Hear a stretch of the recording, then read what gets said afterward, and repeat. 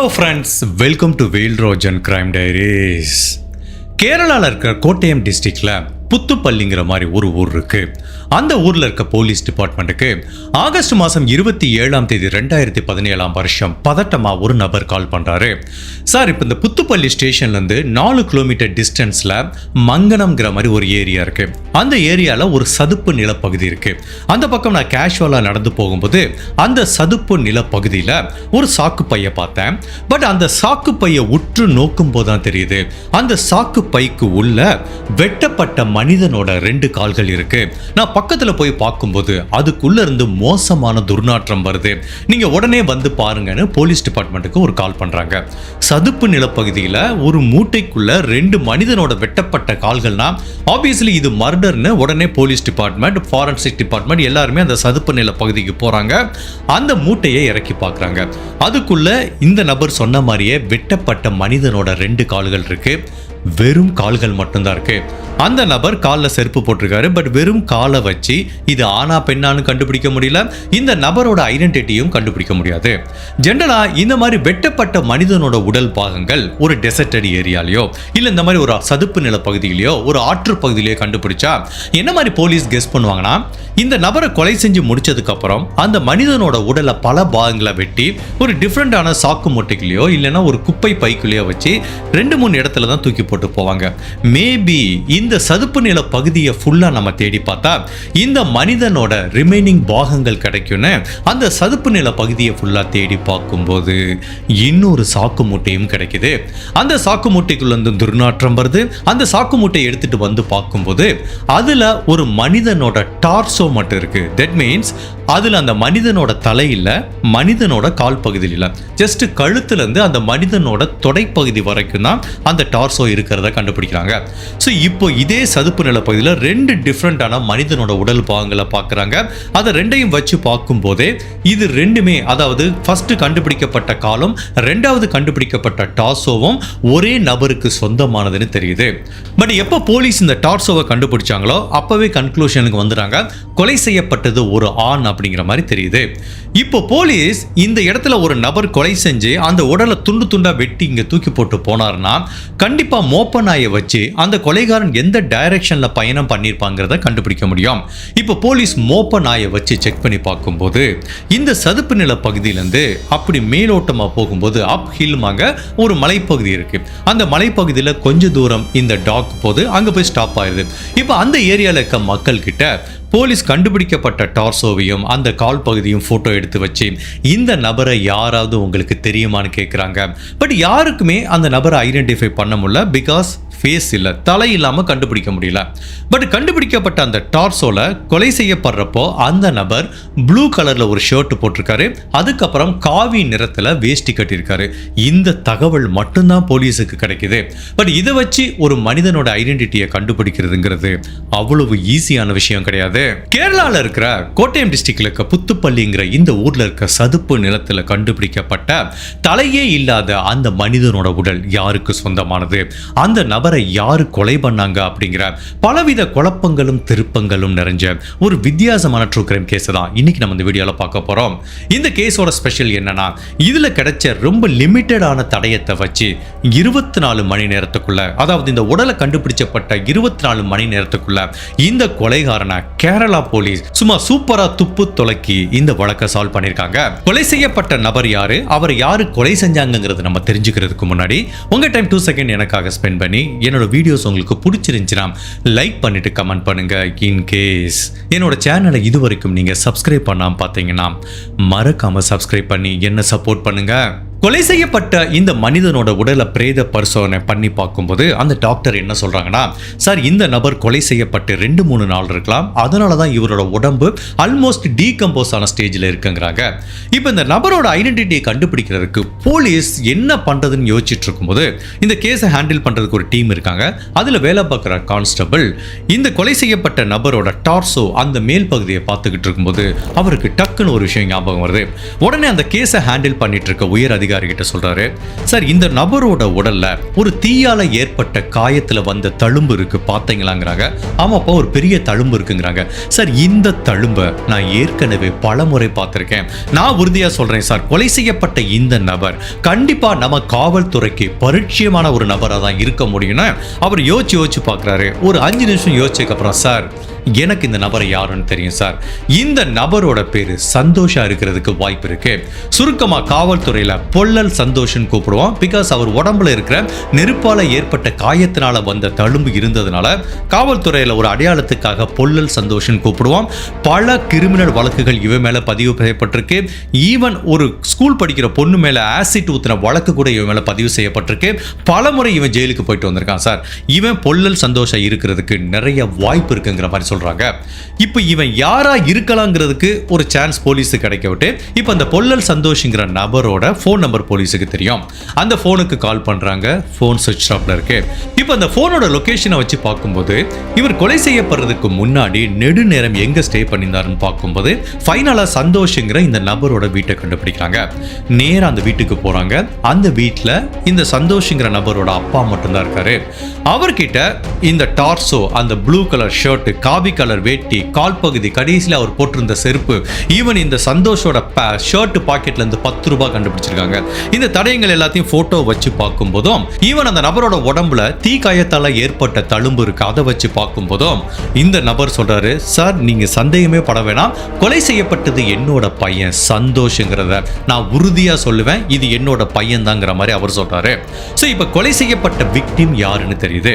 கடைசியா உங்க பையன் யாரை பார்க்க போனாரு, எப்ப நீங்க அவரை பார்த்தீங்கன்னு கேட்குறாங்க. அவர் என்ன சொல்றாரு, 23ஆம் தேதி வரைக்கும் அவன் ஏன் கூட தான் சார் இருந்தான். 23ஆம் தேதி நைட் அவனுக்கு ஒரு ஃபோன் வந்தது. அந்த ஃபோனை அட்டன் பண்ண உடனே நான் வெளியில கிளம்பி போறேன்னு சொல்லிட்டான். அந்த ஃபோன் யாருக்கிட்ட இருந்து வந்ததுன்னு உங்களுக்கு தெரியுமான்னு கேட்டா, எனக்கு நல்லாவே தெரியும் சார், குஞ்சு மோளுங்கிற மாதிரி ஒரு பெண் இருக்காங்க. அந்த பெண்ணும் என்னோட பையனும் நெடுநாள் என் கூட என் வீட்டில் தான் தங்கியிருந்தாங்க. இப்போ அந்த பொண்ணு வேற இடத்துல தங்கியிருக்கு. அந்த பொண்ணை பார்க்கறதுக்காக அடிக்கடி என்னோட பையன் போயிட்டு வருவான். சார் கடைசியில் அந்த பொண்ணு தான் கால் பண்ணிச்சு, அதை பார்க்கறதுக்காண்டி தான் என் பையன் போனாங்கிற மாதிரி ஒரு மிக முக்கியமான தடயத்தை போலீஸ் கிட்ட சொல்றாரு. இப்ப குஞ்சு மோளுங்கிற இந்த பெண் யாரு, அவங்க எங்க இருக்காங்கன்னு விசாரிக்கும் போது, இவங்க வீடு எங்க இருக்கும், அங்க இருந்து 4 கிலோமீட்டர் டிஸ்டன்ஸ்ல ஒரு ரப்பர் எஸ்டேட் இருக்கு. அந்த எஸ்டேட்ல ஒரு சின்ன ஷெட்டு மாதிரி போட்டு தான் அவங்க தங்கியிருக்காங்க. தன்னோட கணவர் கூட தங்கியிருக்காங்க. இப்போ அந்த வீட்டு கதவை போய் போலீஸ் தட்டுறாங்க. இந்த உடல் கண்டுபிடிக்கப்பட்டது காலையில 11 மணிக்கு. ஸோ சாயங்காலம் 4 மணிக்கு இந்த குஞ்சு மோளுங்கிற பெண் ஒரு சஸ்பெக்டா உள்ள வர்றாங்க. அவங்க வீட்டு கதவை தட்டும் போது அவங்க வெளியில வர்றாங்க. அவங்கள பின்தொடர்ந்து அவங்க கணவர் வினோத் அப்படிங்கிற நபர் வர்றாரு. இவங்க 2 பேரும் முகத்திலையும் எந்த விதமான பதட்டமும் தெரியல. அப்படி கணவன் மனைவி 2 பேரும் வந்து நிற்கும் போது இப்படி ஒரு 4-5 போலீஸ் ஆஃபீஸர் நிற்கிறாங்க. அதுல பின்னாடி இந்த கான்ஸ்டபிள் பயங்கர ஷாக் ஆயிட்டாரு. இவங்க 2 பேர்த்தையும் பார்க்க விட்டு உடனே அவர் இன்ஸ்பெக்டர் காதுல போயிட்டு ஏதோ ஒரு விஷயம் சொல்றாரு. சார் ஒரு நிமிஷம் வெளியில வர முடியுமாங்கிறாரு. என்னப்பா வேணுங்கிறாரு. நீங்க வாங்க சார், நான் ஒரு முக்கியமான விஷயம் சொல்லணுங்கிறாரு. உடனே இப்போ இவங்க 2 பேரும் வெளியில போறாங்க. சார் இந்த குஞ்சுமோல்ங்கிற பெண்ணை எனக்கு தெரியாது, பட் இந்த வினோத்துங்கிற இருக்கானே இவன் ஒரு பயங்கரமான கிரிமினல் சார். இவன் ஏற்கனவே ஒரு கொலை வழக்கில் கைதாகி எப்படியோ எஸ்கேப் ஆகி வெளியில வந்துட்டான். இவன் பேர் வினோத் தான், பட் இவனும் லோக்கல் ரவுடி மாதிரி தான். இவனை சுருக்கமா கம்மல் வினோத்துங்கிற மாதிரி கூப்பிடுவாங்க அப்படிங்கிற மாதிரி இந்த கான்ஸ்டபிள் சொல்றாரு. சரி அவன் மேல என்ன கொலை வழக்கு இருக்கு அப்படின்னு கேட்டதுக்கு, சார் சில வருடங்களுக்கு முன்னாடி இவனோட வீட்டில் இந்த வினோத்தோட அப்பா மர்மமான முறையில் இறந்து போயிருக்காரு. அவரோட உடம்புல இருந்து பயங்கரமான ரத்த போக்கு ஏற்படுது. அவரோட உடலை இறந்து போனதுக்கு அப்புறம் பிரேத பரிசோதனை பண்ணி பார்க்கும்போது அவரோட உள் உறுப்புகள் டேமேஜ் ஆயிருக்கு. தட் மீன்ஸ் வெளிப்புறமா அவரை தாக்குனதுல உள் உறுப்புகள் டேமேஜ் ஆனால்தான் அவரோட மரணம் நிகழ்ந்திருக்கு. ஸோ இப்போ போலீஸ் விசாரணை பண்ணும்போது வினோத் தான் அவங்க அப்பாவை தாக்குனாருன்னு எல்லாருமே சாட்சி சொல்றாங்க. ஈவன் அவனோட மனைவியும் குழந்தைகளும் அவனுக்கு எதிராக சாட்சி சொன்னதுனால அவனை அரெஸ்ட் பண்ணி இந்த கொலை வழக்கு நீதிமன்றத்துக்கு விசாரணைக்கு போகும்போது அப்போ இவனுக்கு எதிராக யாரெல்லாம் சாட்சி சொன்னாங்களோ எல்லாருமே பேக் அடிக்க ஆரம்பிக்கிறாங்க. இன்க்ளூடிங் அவனோட மனைவி குழந்தைகள் எல்லாமே நாங்க அப்ப தவறா சாட்சி சொல்லிட்டோம், என்னோட மாமனாரோட மரணம் இயற்கையா தான் நிகழ்ந்ததுன்னு எல்லாத்தையும் பொய் சாட்சி சொல்ல வச்சு இந்த கொலை வழக்குல இருந்து எப்படியோ தப்பிச்சிட்டான் சார். ஸோ இப்போ இந்த பொண்ணு மேல் நம்மளுக்கு சந்தேகம் இருக்கு. இப்போ அந்த பொண்ணோட கணவன் தான் வினோத்னு பார்க்கும்போது எனக்கு என்னமோ இவங்க ரெண்டு பேரும் சேர்ந்து தான் சந்தோஷ கொலை பண்ணிருக்க வாய்ப்பு இருக்குங்கிற மாதிரி இவர் ஒரு தகவல் சொல்றாரு. இப்போ இந்த கேஸை ஹேண்டில் பண்ணிட்டு இருக்க டிடெக்டிவ்க்கு ஓகே இது ஒரு கிளியரான ஒரு இண்டிகேஷனா தெரியுது. ஓகே இவங்க ரெண்டு பேருமே கொலை பண்ற அளவுக்கு கேபபிளான பர்சன். இப்போ போலீஸ் இந்த தகவலை வாங்கிட்டு அவங்க ரெண்டு பேர்த்திட்டே விசாரிக்கிறாங்க. அப்போ அவங்க ரெண்டு பேர்த்துக்கிட்ட எந்த பதட்டமும் இல்லை.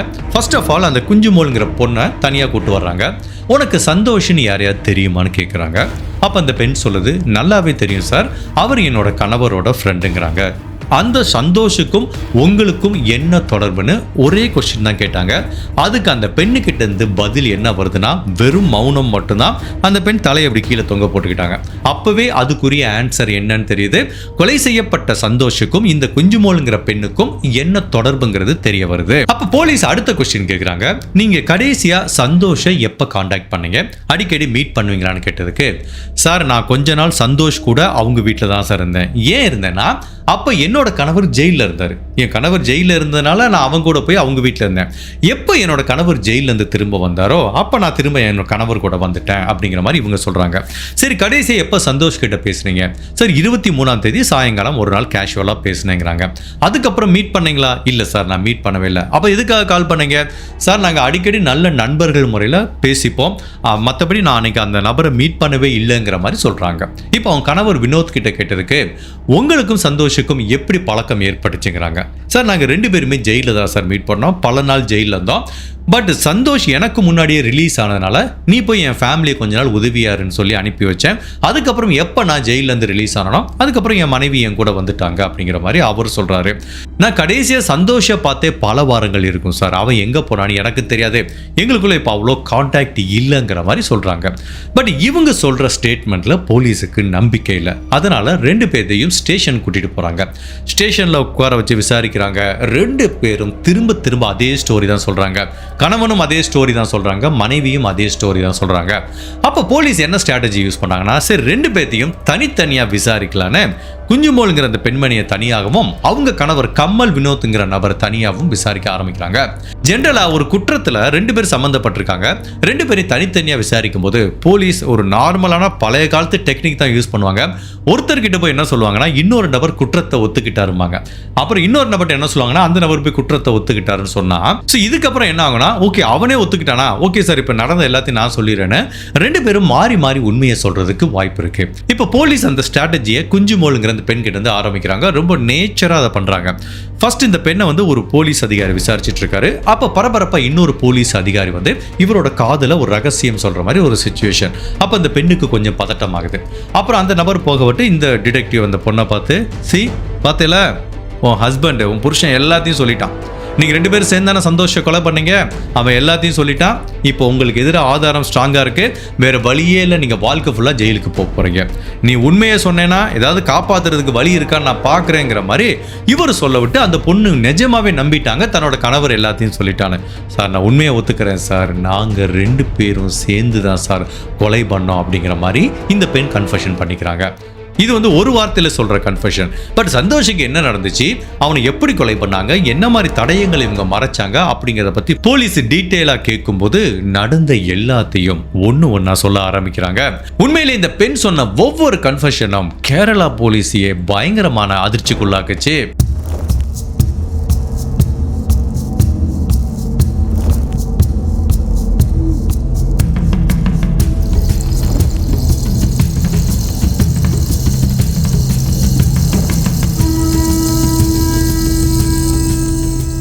குஞ்சுமோளுங்கிற இந்த பெண்மணி போலீஸ் கிட்ட என்ன சொல்றாங்கன்னா, சார் என்னோட கணவர் ஒரு குற்றத்துக்காக ஜெயிலுக்கு போறாரு, அதே ஒரு ஜெயில தான் குற்றத்துக்காக சந்தோஷங்கிற நபரும் உள்ள வர்றாரு, ஜெயில ரெண்டு பேரும் நண்பர்களா அறிமுகமாய்க்கிறாங்க.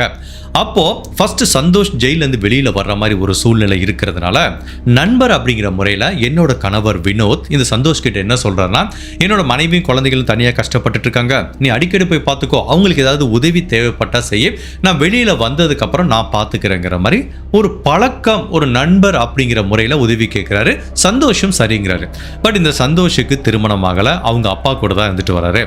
அப்போ சந்தோஷ் இந்த பெண்மணி குஞ்சுமோள், அதாவது வினோத்தோட மனைவியோட வீட்டுக்கு அடிக்கடி போயிட்டு வராரு. அவங்களுக்கு தேவையான சில உதவிகளை செய்றாங்க. அடிக்கடி 2 பேரும் பேச ஆரம்பிக்கிறாங்க, நண்பர்களா பழக ஆரம்பிக்கிறாங்க. அதுக்கப்புறம் அவங்களுக்குள்ள ஒரு அஃபையர் உருவாக ஆரம்பிக்குது. அந்த அஃபையர் நாளடைவில் உடல் ரீதியான தொடர்பா மாற ஆரம்பிக்குது. பட் இவங்க கணவர் வினோத் ஜெயில இருக்காரு. ஸோ இந்த பெண்மணி என்ன பண்றாங்க, அந்த சந்தோஷ் கூட அவங்க அப்பா இருக்கிற வீட்டுக்கே போய் தங்க ஆரம்பிச்சிட்டாங்க. ஸோ இப்போ இந்த தகவல் ஜெயிலில் இருக்கிற வினோத்துக்கு தெரிய ஆரம்பிக்குது. வினோத் பயங்கரமாக கோபமாயிருது. ஒரு நண்பருங்கிற முறையில் உதவிக்கு அனுப்பிச்சா உண்ட வீட்டுக்கு ரெண்டகம் பண்ணிட்டியடா, எனக்கே இப்படி துரோகம் பண்ணிட்டியே, நான் எப்போ ஜெயிலேருந்து ரிலீஸ் ஆகி வர்றனோ அப்போ உனக்கு ஒரு சரியான பாடம் புகட்டுவேங்கிற மாதிரி ஜெயிலையே இந்த வினோத்துங்கிற நபர் சூளுரை எடுத்துக்கிறாரு. அதுக்கப்புறம் சில மாதங்கள் கழித்து வினோத் ஜெயிலேருந்து வர்றாரு. அப்பவும் இவங்க மனைவி சந்தோஷ் கூட அவங்க வீட்டில் இருக்காங்க. அதை தெரிஞ்சுக்கிட்டு தன்னோட மனைவியை தான் கூட கூட்டிட்டு வந்துடுறாரு. பட் அவங்க மனைவி கிட்ட கேட்குறாரு. மனைவியும் அவங்க ரிலேஷன்ஷிப்பை கன்ஃபெஷன் பண்ணிக்கிறாங்க. மேபி நீங்க இல்லாதப்போ அவரோட வற்புறுத்தலுக்கோ என்னவோ சொல்லி அந்த கமல் வினோத்ங்கிற கணவரை வந்து சமாதானப்படுத்திடுறாங்க. பட் இப்போ என்ன பிரச்சனைனா, என்னதான் கணவர் வெளியில வந்ததுக்கு அப்புறம் கூட சந்தோஷ் திரும்பவும் இந்த பெண் கூட தொடர்பை ஏற்படுத்திக்கிற முயற்சி பண்றதுக்காக பல வேலையில ஈடுபடும் போது இது வினோத்துக்கு மிகப்பெரிய கோபத்தை உண்டு பண்ணுது. இவனுக்கு உண்மையிலேயே சரியான பாடம் கற்பிக்கணும், இவன் நம்ம வாழ்க்கையில இனிமேல் வரவே கூடாது, அதனால இந்த சந்தோஷை நம்ம கொலை பண்ணிடலான்னு கணவன் மனைவி 2 பேருமே சேர்ந்து பிளான் பண்றாங்க. அந்த பிளானோட ஃபர்ஸ்ட் ஸ்டெப் தான் 23ஆம் தேதி குஞ்சுமோலுங்கிற இந்த பெண்மணி அந்த சந்தோஷங்கிற நபருக்கு கால் பண்ணி அவங்க ரப்பர் எஸ்டேட்ல இருக்கிற அவங்க ஷெட் மாதிரி இருக்க ஒரு வீட்டுக்கு வர சொல்றாங்க.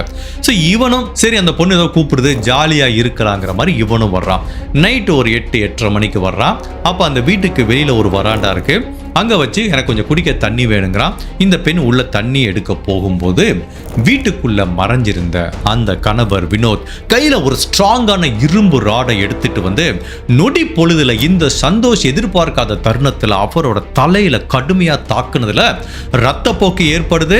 அந்த காயம் ஒரு கடுமையான தாக்கத்தை ஏற்படுத்ததுனால இந்த சந்தோஷோட மரணம் இம்மீடியட்டா அந்த வெராண்டால வச்சே நிகழ்ந்துருது. அதுக்கப்புறம் கணவன் மனைவி என்ன பண்றாங்கன்னா, இறந்த இந்த உடலை அவங்க வீட்டுக்கு பின்னாடி பேக்யார்டுக்கு எடுத்துட்டு போயிட்டு அங்க வச்சு துண்டு துண்டா வெட்டுறாங்க. ஸோ இதுக்காக வீட்டில் ஷார்ப்பான சின்ன ஒரு கத்தி வச்சிருக்கான். அதை வச்சு தான் இந்த விமல் ஃபர்ஸ்ட் தலையை தனியா எடுக்குது. அதுக்கப்புறம் கால் பகுதி 2ஐயும் எடுத்துட்டு 3ஐயுமே தனித்தனியா ஒரு சாக்கு மூட்டையில கட்டி வைக்கிறாங்க. பட் பேக்யார்ட்ல வச்சு அவரோட உடலை துண்டு துண்டா வெட்டும் போது என்ன ஆகும், ரத்தப்போக்கு அதிகமா இருக்கும். அப்ப பின்னாடி இருக்க சாயில் அந்த மண்ணுல ரத்தம் இறங்கி இருக்கும். இன் கேஸ் ஃபியூச்சர்ல போலீஸ் இங்க வந்து அந்த சாயிலை எடுத்து டிஎன்ஏ டெஸ்ட் பண்ணி பார்த்தா இங்க வச்சுதான் இந்த சந்தோஷோட உடல் துண்டு துண்டா வெட்டப்பட்டதுங்கிறத கண்டுபிடிச்சிருவாங்களே. ஸோ தடயத்தை மறைக்கிறதுக்காக கணவன் மனைவி கடுமையான பிளான் பண்ணியிருக்காங்க. ஸோ இந்த நபரோட உடலை 3 சாக்கு பையிலும் கட்டி வச்சதுக்கு அப்புறம் எங்கெல்லாம் அவரோட ரத்தம் அந்த பேக்யார்ட்ல மண்ணில் விழுந்திருக்கோ அந்த மண்ணை ஃபுல்லா கிட்டத்தட்ட 1 அடிக்கு குழி தோண்டி இந்த ரத்தம் தோய்ந்த நிலையில இருக்கிற மண்ணை வேற இடத்துல போய் புதைச்சிட்டு வந்திருக்காங்க. அதுக்கப்புறம் கொலைக்காக பயன்படுத்தப்பட்ட அந்த கத்தி, அதாவது இந்த சந்தோஷோட உடலை வெட்டுறதுக்காக பயன்படுத்தப்பட்ட அந்த கத்தியை ஒரு மாட்டு சாணத்துக்குள்ள வச்சு மறைச்சு வச்சிருக்காங்க. ஸோ இதுக்கப்புறம் நைட்டு வர்ற வரைக்கும் வெயிட் பண்ணிட்டு ஒரு ஆட்டோ எடுத்துட்டு கணவன் மனைவி 2 பேருமே இந்த சந்தோஷோட உடலை டிஸ்போஸ் பண்றதுக்காக போறாங்க. அப்போ ஒரு பிரிட்ஜ் போயிட்டு இருக்கு, கீழே ரிவர் போயிட்டு இருக்கு. அங்க இந்த டார்சோ உடல் பகுதியையும் கால் பகுதியும் தூக்கி போடுறாங்க. அடுத்து தலையையும் தூக்கி போடலான்னு போகும்போதுதான் பட் அப்ப கேஷுவலா அந்த பக்கம் போலீஸ் ஆபீசர் ரோந்து வர்றாங்க. போலீஸ் ஆபீசரை பார்த்தவன பயந்துட்டு உடனே அங்கிருந்து ஆட்டோவை எடுத்து கிளம்பிடுறாங்க. அதனால இந்த தலைப்பகுதியை பக்கத்துல இருக்கிற இன்னொரு பிரிட்ஜுக்கு பக்கத்துல அது ஒரு புதருக்குள்ள தூக்கி போட்டு போயிருக்காங்க. பட் ஆத்துல விழுந்த இந்த உடல் பகுதியும் கால் பகுதியும் கொஞ்சம் கொஞ்சமா அந்த சதுப்பு நிலத்துக்கு வர ஆரம்பிக்குது. பட் அப்பதான் 3-4 நாள் கழிச்சு இந்த மூட்டை வெளியில வரும்போது அதுக்குள்ள இருந்து வர்ற துர்நாற்றத்தை வச்சுதான் இனிஷியலா ஒரு நபர் போலீஸுக்கு கால் பண்ணி சொல்லியிருக்காரு. பட் இவங்க சொல்ற ஸ்டேட்மெண்ட்டை வச்சு அவரோட உடல்ல இருக்க 2 மூட்டையை கண்டுபிடிச்சிட்டாங்க. பட் தலைப்பகுதி எங்க தூக்கி போடப்பட்டதுங்கிறத கணவன் மனைவி கரெக்டா காட்டுறாங்க. அவங்கள அந்த ஸ்பாட்டுக்கே கூட்டிட்டு போயிட்டு போலீஸ் ஆபீசர் இந்த சந்தோஷ்ங்கிற நபரோட தலைப்பகுதியையும் கண்டுபிடிக்கிறாங்க. ஃபர்ஸ்ட் ஆஃப் ஆல் போலீஸ் பண்ற விஷயம் என்னன்னா 3 வெவ்வேறு விதமான இடத்துல இந்த உடல் பகுதி கண்டுபிடிச்சிருக்கு. இது 3மே ஃபாரன்சிக் டெஸ்ட் பண்ணி இந்த 3 உடல் உடல் பாகங்களும் ஒரு மனிதனுக்கு சொந்தமானதாங்கிறத உறுதிப்படுத்துறாங்க. அந்த மனிதன் உண்மையிலே சந்தோஷ் தானா அப்படிங்கிறத டிஎன்ஏ எவிடன்ஸ் வச்சு உறுதிப்படுத்துறாங்க. அவங்க அப்பாவோட டிஎன்ஏவையும் இந்த மனிதனோட உடல் பாகத்தில் கண்டுபிடிக்கப்பட்ட டிஎன்ஏவும் ஒப்பிட்டு பார்க்கும்போது, ஸோ ஃபர்ஸ்ட் ஆஃப் ஆல் சயின்டிஃபிக்கா சந்தேகமே கிடையாது, கொலை செய்யப்பட்டது சந்தோஷ் அப்படிங்கிறத நிரூபிக்கிறாங்க. ரெண்டாவதா இந்த கொலையை நாங்க தான் பண்ணிட்டோங்கிற மாதிரி இவங்க ரெண்டு பேரும் கன்ஃபெஷன் கொடுத்துக்கிறாங்க. பட் இந்த கன்ஃபெஷன் மட்டும் போதுமா இவங்க ரெண்டு பேத்துக்கும் தண்டனை வாங்கி தர்றதுக்கு? நான் நிறைய கேஸ்ல சொல்லியிருக்கேன், எந்த குற்றவாளியும் அவங்களே கன்ஃபெஷன் சொன்னா கூட அதை வச்சு கோர்ட்டுக்கு எடுத்துட்டு போனா அந்த கேஸ் நிக்காது. பிகாஸ் அவங்க இப்ப கன்ஃபெஷன் கொடுக்குறாங்களே, 2 நாள் கழிச்சு இல்ல போலீஸ் எங்களை மிரட்டி தான் வாக்குமூலம் வாங்கிட்டாங்கன்னு சொல்றதுக்கும் வாய்ப்பு இருக்கு. அப்போ இவங்க ரெண்டு பேத்துக்கும் தண்டனை வாங்கி தர்றதுக்கு போலீஸுக்கு என்ன வேணும்? ஸ்ட்ராங்கான தடயங்கள் வேணும், சயின்டிபிக் எவிடன்ஸ் வேணும், ஃபாரன்சிக் எவிடன்ஸ் வேணும். இப்போ இவங்க சொல்ற கன்ஃபெஷன் சூப்பரான எவிடன்ஸ் தான், அவங்க சொல்றது உண்மைதான், அவங்க சொன்ன இடத்துல கரெக்டா தலை இருக்கிறதுனால இவங்க ரெண்டு பேரும் தான் கொலை பண்ணிருக்காங்கிறது உறுதி செய்யப்படுது. பட் போலீஸ் இப்போ ஃபாரன்சிக் தடயங்களை கண்டுபிடிக்கிறதுக்காக எந்த இடத்துல வச்சு சந்தோஷ் கொலை செய்யப்பட்டாரோ அந்த இடத்துக்கு போறாங்க. அதாவது அந்த ரப்பர் எஸ்டேட்டுக்குள்ள இருக்கிற இவங்க வீட்டுக்கு வெளியில இருக்க வெராண்டால வச்சு தான் தாக்கியிருக்காங்க. அப்ப அந்த இடத்த ஃபுல்லா போலீஸ் செக் பண்ணி பார்க்கும்போது இனிஷியலா எதையுமே கண்டுபிடிக்க முடியல. பிகாஸ் இவங்க ரெண்டு பேரும் கொலை பண்ணி அந்த உடலை தூக்கி போட்டு வந்ததுக்கு அப்புறம் இந்த உடலை எடுத்துட்டு போன ஆட்டோவையும் கிரைம் சீனையும் பக்காவா கிளீன் பண்ணிருக்காங்க. பட் என்னதான் கிரைம் சீனை பக்காவா கிளீன் பண்ணா கூட அவங்களையும் அறியாம சில தடயங்களை கண்டிப்பா விட்டுட்டு போயிருப்பாங்க. அந்த மாதிரி தடயங்களை தான் இந்த வெராண்டால போலீஸ் கண்டுபிடிக்கிறாங்க. என்னதான் அந்த வெராண்டால தரைப்பகுதி இவங்க பக்காவா கிளீன் பண்ணியிருந்தாலும் அந்த வெராண்டால இருக்கிற சுவத்துல சில ரத்த கரைகளை கண்டுபிடிக்கிறாங்க. அந்த பிளட்டை எடுத்து டெஸ்ட் பண்ணி பார்க்கும்போது அது கொலை செய்யப்பட்ட சந்தோஷுக்கு சொந்தமானதுன்னு தெரிய வருது. ஸோ இதுதான் இப்போ இவங்க ரெண்டு பேத்துக்கும் அகேன்ஸ்டா போலீஸ் கண்டுபிடிச்ச ஃபர்ஸ்ட் ஃபாரன்சிக் எவிடன்ஸ். அதுக்கப்புறம் அந்த கிரைம் சீன்ல சில தலைமுடிகளை கண்டுபிடிக்கிறாங்க. அந்த தலைமுடியும் கொலை செய்யப்பட்ட சந்தோஷோட தலைமுடியும் ஒப்பிட்டு பார்க்கறாங்க. 100% மேட்ச் ஆகுது. இது ரெண்டாவது தடயம். அதுக்கப்புறம் அவங்க வீட்டோட வெராண்டாக்கு பக்கத்துல ஒரு ஷர்ட்ல இருந்து விழுந்த பட்டனை கண்டுபிடிக்கிறாங்க. ஸோ தட் மீன்ஸ் இவங்க சந்தோஷ கொலை பண்ணி அவங்க வீட்டு பேக் யார்டுக்கு தரதரன்னு இழுத்துட்டு போகும்போது இந்த சந்தோஷ் போட்டிருந்த ஷர்ட்ல இருக்கிற பட்டன் அங்க இருக்கிற தரையில இருந்த ஒரு சின்ன குழியில மாட்டி அது கட்டாகி கீழே விழுந்திருக்கு. அந்த பட்டனை கண்டுபிடிக்கிறாங்க. பட் அதே டைத்துல சந்தோஷோட டார்சோ அந்த உடம்பு பகுதி கண்டுபிடிக்கும் போது அவர் ஒரு ஷர்ட் போட்டிருந்தாரு ப்ளூ கலர்ல, அதுல ஒரு பட்டன் மிஸ் ஆகிறத கண்டுபிடிக்கிறாங்க. ஸோ கிரைம் சீன்ல கண்டுபிடிக்கப்பட்ட பட்டன் சந்தோஷோட ஷர்ட்ல தான் வந்திருக்கு அப்படிங்கிறதையும் அறிவியல் ரீதியா நிரூபிக்கிறாங்க. ஸோ இது எல்லாமே இந்த தடயங்கள் எங்க கண்டுபிடிக்கிறாங்க? அந்த வெராண்டால. அதுக்கப்புறம் இவங்க என்ன பண்ணாங்க? சந்தோஷ கொலை பண்ணி வீட்டுக்கு பின்னாடி போய் அந்த உடலை துண்டு துண்டா வெட்டினாங்க. பட் ஏற்கனவே இவங்க கிளவரா என்ன பண்ணிருக்காங்க? அந்த சாயில ரத்தம் இருந்தா கண்டுபிடிச்சிருவாங்கன்னு கிட்டத்தட்ட ஒரு அடிக்கு குழி தோண்டிருக்காங்க. பட் அதை போலீஸ் கண்டுபிடிச்சிட்டாங்க. ஸோ இந்த இடத்துல இருக்க மண்ணை அவங்க வேற எங்கேயோ போய் தூக்கி போட்டிருக்காங்கன்னு தெரிஞ்சு அந்த ரப்பர் எஸ்டேட் ஃபுல்லா தேடுறாங்க. அப்படி தேடும்போது ஒரு இடத்துல ரீசெண்டா நிறைய சாயில் வந்து விழுந்திருக்கிறத பார்க்குறாங்க. அந்த சாயிலை டெஸ்ட் பண்ணி பார்க்கும்போது அதுல ரத்த கரைகள் இருக்கு. அந்த ரத்த கரை சந்தோஷுக்கு சொந்தமானதுங்கிறதும் தெரிய வருது. அதுக்கப்புறம் கொலைக்காக பயன்படுத்தப்பட்ட ஆயுதம், அதுதான் எந்த ஒரு வழக்கிலையும் மிக முக்கியமான தடயமா பார்க்கப்படுது. அதே ரப்பர் எஸ்டேட்ல ஃபுல்லா செக் பண்ணி பார்க்கும்போது ஒரு மாட்டு சாணத்திலிருந்து ஒரு கத்தியை கண்டுபிடிக்கிறாங்க.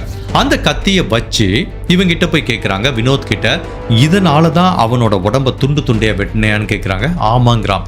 இது உண்மையிலேயே எல்லாத்துக்கும் பயங்கர ஆச்சரியமா இருக்கு. ஒரு சின்ன கத்தி, நம்ம கிச்சன்ல காய்கறி வெட்டுறதுக்காக பயன்படுத்தப்பட்ட சின்ன கத்தி, இதை வச்சு எப்படா தலை கால்லாம் வெட்டினேன் கேட்டதுக்கு, சார் அது ரொம்ப ஷார்ப்பாக இருந்துச்சு சார், அப்போதான் அதனால ஈஸியானால வெட்ட முடிஞ்சிச்சுங்கிறான். இது எல்லாத்தையும் தாண்டி இந்த வினோத்துங்கிறவன் ஏற்கனவே ஒரு கறிக்கடை வச்சிருந்தவன். ஸோ அதனால அவனுக்கு வந்து மாமிசத்தை வெட்டி பழக்கம் இருக்கிறதுனால என்னால் ஈஸியாக வெட்ட முடிஞ்சது சாருங்கிற மாதிரி சொல்கிறான்.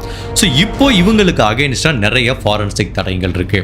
பட் அப்படி இருந்தால் கூட இந்த வழக்கை நீதிமன்றத்துக்கு எடுத்துட்டு போகும்போது இவங்க டிஃபென்ஸ் டீம் இந்த தடயங்களை உடைக்கிறதுக்கு வாய்ப்பு இருக்கு. First of all prosecutor team என்ன பண்றாங்கன்னா, இந்த ரெண்டு பேத்துக்கும் அகைன்ஸ்டா 3 வெவ்வேறு விதமான தடயங்களை கோர்ட்ல சமர்ப்பிக்கிறாங்க. ஃபர்ஸ்ட் டிஎன்ஏ தடயம். தட் மீன்ஸ் கொலை செய்யப்பட்டது இந்த நம்பர் தான் சந்தோஷ். அதுக்கப்புறம் அவங்க வீட்டு பேக்யார்டில் அந்த மண்ணில் கண்டுபிடிக்கப்பட்ட டிஎன்ஏ இந்த சந்தோஷுக்கு சொந்தமானது. ஸோ அவங்க வீட்டுக்கு பின்னாடி வச்சு தான் கொலை செய்யப்பட்டிருக்காரு. இது வந்து பயாலஜிக்கல் எவிடன்ஸ். ரெண்டாவது பிசிக்கல் எவிடன்ஸ். கிரைம் சீனில் இந்த சந்தோஷ் இருந்தார் அப்படிங்கிறத எப்படி உறுதிப்படுத்துறாங்க? First of all hair sample கண்டுபிடிச்சாங்க. அதுக்கப்புறம் அவரோட ஷர்ட்லேருந்து வந்த பட்டனை கண்டுபிடிச்சாங்க. அதுக்கப்புறம் அந்த ரத்தம் வந்து செவத்தில் தெரிச்சிருந்துச்சுல, அந்த பிளட் ஸ்பேட்டர் எல்லாத்தையும் வச்சு பார்க்கும்போது இவங்க சொன்ன கன்ஃபெஷனும் இதுவும் மேட்ச் ஆகுது. அதுக்கப்புறம் ஒரு மிக முக்கியமான பிசிக்கல் எவிடன்ஸா கன்சிடர் பண்ணப்படுறது கத்தி. இந்த கத்தியை வச்சு தான் அவரோட உடம்ப துண்டு துண்டா வெட்டியிருக்காங்க. பட் இப்போ டிஃபென்ஸ் டீம் உடைக்க அந்த தடயத்தை எப்படி உடைக்க முயற்சி பண்றாங்கன்னா, இங்க பாருங்க சார், சின்ன கத்தி, இதை வச்சு எப்படி சார் வெட்டி இருக்க முடியும்? போலீஸ் யாரோ பண்ண கொலைக்கு அப்பாவி 2 பேரை வந்து இந்த கேஸ்ல மாட்டி விட முயற்சி பண்றாங்கிற மாதிரி இந்த கத்தியை ஒரு தடயத்தை உடைக்கிறதுக்கு முயற்சி பண்ணும்போது ப்ராசிக்யூட்டர் டீம்ல இருந்து என்ன பண்றாங்கன்னா, ஒரு ஃபாரன்சிக் பேத்தாலஜிஸ்ட்டை கூட்டிட்டு வராங்க. இங்க பாருங்க சார், இதான் ஒரு கத்தி, இவ்வளவு ஷார்ப்பா இருக்கு, இதை வச்சு ஒரு மனிதனோட தலையும் கால்களையும் வெட்ட முடியுமா முடியாதான்னு கேட்டதுக்கு அந்த கத்தியை பார்த்த ஃபாரன்சிக் எக்ஸ்பர்ட்டே சொல்லிடுறாங்க, சார் இது சின்ன கத்தியா இருந்தா கூட ஷார்ப்பா இருக்கு. மேலும் கொலைப்பழி சுமத்தப்பட்ட இந்த வினோத் ஏற்கனவே கசாப்பு கடைக்காரா இருந்ததுனால அவருக்கு இந்த கத்தியை வச்சு அந்த உடலை வெட்டுறது பெரிய விஷயமே இல்லைங்கிறாங்க. ஸோ இப்போ டிஃபென்ஸ் டீம் கொண்டு வந்த ஃபர்ஸ்ட் எவிடன்ஸையும் உடைச்சிடுறாங்க. அதுக்கப்புறம் டிஃபென்ஸ் டீம் இன்னொரு விதமான வித்தியாசமான ஒரு வாக்குவாதத்தை எடுத்துட்டு வராங்க. சரி ஓகே சார், இந்த கத்தினே வச்சுப்போம், பட் இந்த கத்தியில எங்க கிளைண்ட்டோட ஃபிங்கர் பிரிண்டே இல்லையே, என்னோட கிளைண்ட் தான் இந்த நபரோட உடலை துண்டு துண்டா வெட்டியிருக்காருன்னா அந்த ஃபிங்கர் பிரிண்டே இல்லையே சார் அப்படிங்கிற மாதிரி கேட்கும்போது, அப்போ ஏன் அதுல ஃபிங்கர் பிரிண்ட் இல்லைங்கிறதுக்கு ப்ராசிக்யூட்டர் வந்து அதுக்குரிய நியாயத்தை சொல்லி ஆகணும், ஏன் இல்லைங்கிற காரணத்தை சொல்லி ஆகணும். அப்போ ப்ராசிக்யூட்டர் என்ன சொல்றாங்கன்னா, இந்த கம்மல் வினோத்ங்கிற நபன் ஒரு பயங்கரமான கிரிமினல், அவனுக்கு ஒரு கிரைம் சீன்ல தடயங்கள் எப்படி கண்டுபிடிப்பாங்கிறதுலாம் எல்லாம் தெரியும். அதுவும் ஃபிங்கர் பிரிண்ட்ங்கிறது பேசிக்கான விஷயம். அவனுக்கு என்ன தெரிஞ்சிருக்குன்னா, ஒரு ஃபிங்கர் பிரிண்டை எப்படி அழிக்கிறதுனா, இப்போ கத்தியில் இவனோட ஃபிங்கர் பிரிண்ட் இருக்கும், அதை மாட்டு சாணத்துக்கு உள்ளே போய் வச்சுட்டோன்னா 24 ஹவர்ஸில் அந்த ஃபிங்கர் பிரிண்ட் வந்து கம்ப்ளீட்டாக டெஸ்ட்ராய் ஆயிரும். இதை பற்றி அவன் எங்கேயோ படித்து தெரிஞ்சு வச்சிருக்கான். அதனால தான் இந்த கத்தியை மாட்டு சாணத்துக்குள்ளே போய் வச்சிருக்கான். ஸோ அந்த ஒரு ரீசன்னால தான், மாட்டு சாணத்துக்குள்ள இந்த ரீசன்னால தான் எங்களால் இதில் ஃபிங்கர் பிரிண்டை எடுக்க முடியலங்கிற ஒரு நியாயத்தை ப்ராசிக்யூட்டர் சைட்லேருந்து கோர்ட்டில் எடுத்துரைக்கிறாங்க. ஃபர்ஸ்ட் இவங்க கன்வர்ஷன் சொன்னாங்க, அப்புறம் இல்லைங்கிறாங்க.